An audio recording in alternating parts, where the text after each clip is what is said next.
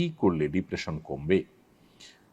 Depression থেকে রক্ষা পাওয়ার জন্য আমাদের একটা শর্ট ভিডিও আছে ইউটিউব এবং ফেসবুকে, আপনি সেটা দেখে নিতে পারেন। সেখানে আমরা কোরআন হাদিসের আলোকে কিছু পরামর্শ দিয়েছি। প্রথমত, আল্লাহ বলেছেন, আল্লাহ বিযিকরিল্লাহি তাতমাইন্নুল কুলুব, আল্লাহ তাআলার জিকির এটা মানুষ অন্তরকে প্রশান্ত করে। বিধায় অন্য ব্যস্ততা কমিয়ে আল্লাহর সাথে একান্ত যোগাযোগ বাড়ানো, আল্লাহর স্মরণ, আল্লাহর জিকির এটা বৃদ্ধি করা, এটা হবে আপনার ডিপ্রেশন দূর করবার অন্যতম উপায়।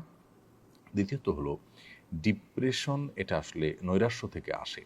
আল্লাহর প্রতি বিশ্বাস যদি কারোর প্রগাঢ় হয়, আল্লাহ রহমান রাহমিন, আল্লাহ সব কিছু করতে পারেন, এই বিশ্বাস যদি কারোর থাকে, তাহলে তার মধ্যে ডিপ্রেশন কাজ করতে পারে না। বিধায় আমাদের ঈমান, আমাদের আল্লাহর প্রতি বিশ্বাস, আস্থা, এগুলো যদি আমরা বাড়াতে পারি, ইনশাআল্লাহ ডিপ্রেশন কমে যাবে। অর্থাৎ ঈমান এবং তাকওয়ার চর্চা বাড়াতে হবে। তৃতীয়ত, ইস্তেগফার, আল্লাহর কাছে আপনি নিজের গুনাহ এবং পাপাচারের জন্য যদি ক্ষমা প্রার্থনা করেন, তাহলে সেক্ষেত্রে আল্লাহ তাআলা আপনার ডিপ্রেশন এবং দুশ্চিন্তা দূর করে দেবেন। হাদিসে আসছে, নবী সাল্লাল্লাহু আলাইহি ওয়াসাল্লাম বলেছেন, মাল্লাজিমাল ইস্তিগফার জাআলাল্লাহু মিন কুল্লি দিকিন মাখরাজা ওয়া মিন কুল্লি হাম্মিন ফারাজা।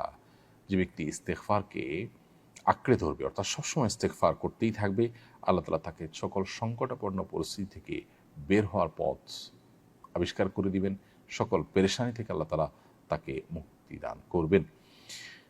এর পাশাপাশি চতুর্থ যে বিষয়টি বলতে চাই, তা হলো দুরূদ পাঠ করা। বেশি বেশি দুরূদ পাঠ করলে সেটাও আমাদের দুশ্চিন্তা, পেরেশানি, ডিপ্রেশনকে দূর করবে ইনশাআল্লাহ, কারণ দুরূদের মাধ্যমেও সেটি হবে বলে হাদিসে রয়েছে। এবং সর্বশেষ বলতে চাই যে বিশেষ দোয়া আছে নবী সাল্লাল্লাহু আলাইহি ওয়াসাল্লামের, আল্লাহুম্মা ইন্নী আউযু বিকা মিনাল হাম্মি ওয়াল হাযান। আল্লাহ আপনার কাছে টেনশন, ডিপ্রেশন, দুশ্চিন্তা থেকে পানা চাই। এই দোয়াটা বেশি করে পড়বেন, ইনশাআল্লাহ আল্লাহ তাআলা আপনাকে হেফাজত করবেন।